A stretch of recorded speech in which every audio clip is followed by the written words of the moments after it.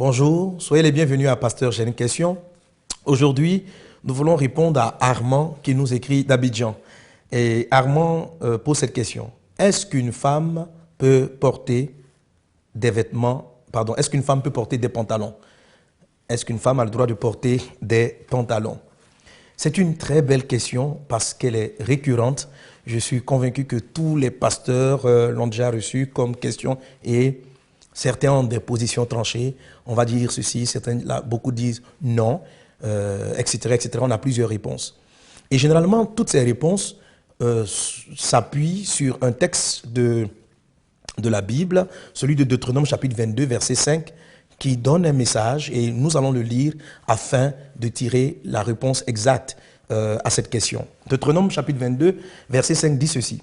« Une femme ne portera point un habillement d'homme, et un homme ne mettra point des vêtements de femme, car quiconque fait ces choses est en abomination à l'Éternel ton Dieu. » Voilà ce que nous dit la parole de Dieu.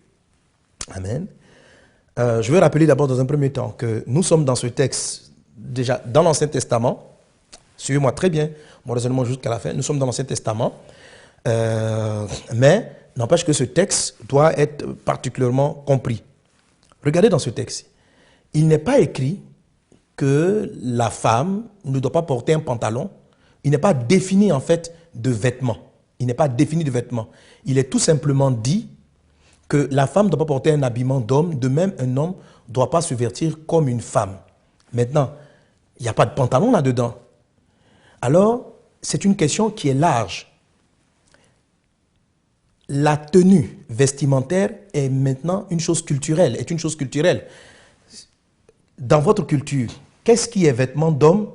Qu'est-ce qui est vêtement de femme dans votre culture? La question ne définit pas le vêtement. Si dans votre culture, tel vêtement est défini comme étant un vêtement d'homme, alors la femme ne doit pas le porter. Si dans votre culture, tel vêtement est défini comme un vêtement de femme, les hommes ne doivent pas non plus porter le vêtement. Mais il n'est pas spécifié la qualité ou le type de vêtement exactement, parce que ça varie en fonction des cultures. Il y a certaines cultures où la jupe est un vêtement d'homme.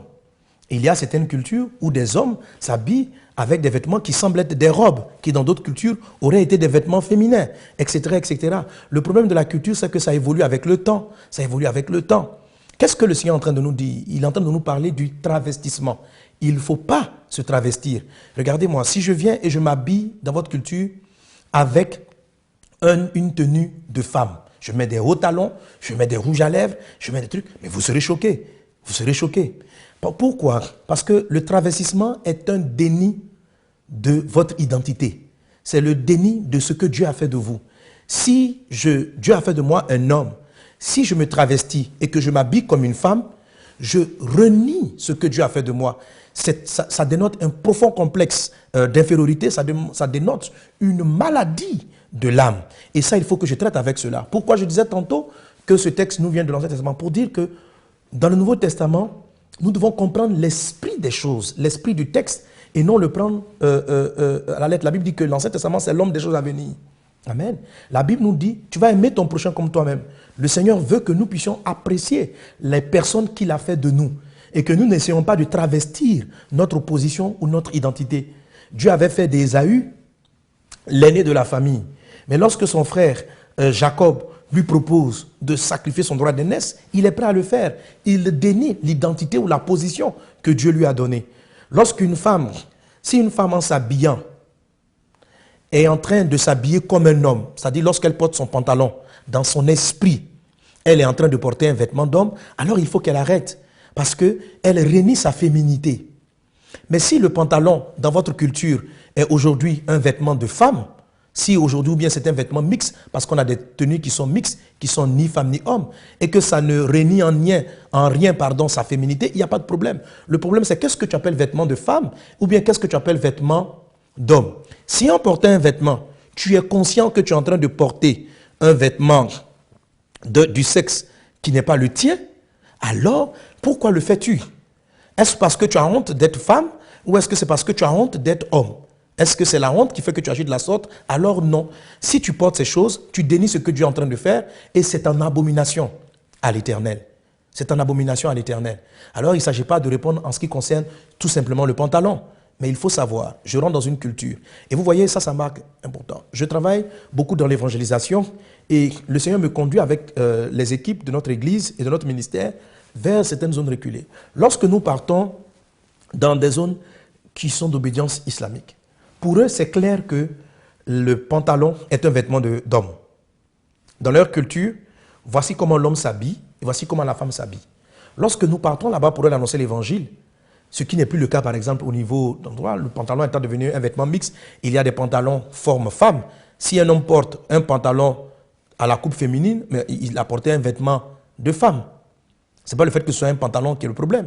Il y a des coupes qui sont très, très féminines. Si vous les portez, c'est que vous voulez vous comporter comme une femme. Et là, c'est le problème. Et lorsque nous sommes amenés à aller dans ces endroits, je dis aux gens, considérez la culture.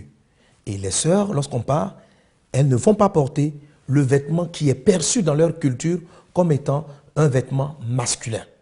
Comme étant un vêtement masculin. Mais aujourd'hui, dans la culture occidentale ou dans la culture, il y a des coupes pantalons qui sont féminines, il y a des coupes pantalons qui sont masculines. Il y a des cultures où la jupe est tout simplement un vêtement mixte ou féminin ou masculin.